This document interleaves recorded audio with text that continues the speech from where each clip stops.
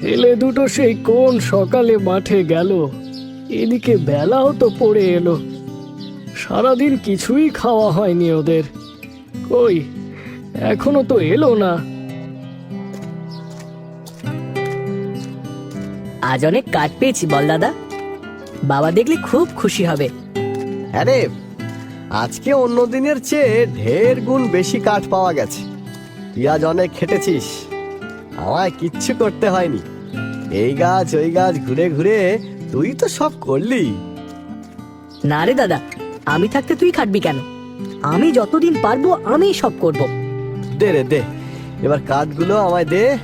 সারাটা পথ তো তুই কাঠগুলো বয়ে আনলি। দে দে দে, এবার আমায় দে, দে কাঠগুলো দে। থাক না রে দাদা, এই তো আর তো কিছুটা পথ, সামনেই বাড়ি দেখা যাচ্ছে। এতটা পথ নিয়ে আসলাম আর এইটুকুখানি পারবো না। না না ভাই, দে দে দে, আমার মাথায় কাঠগুলো তুলে দে। এমন করতে নেই, আমি কি তোকে কষ্ট দিতে পারি রে?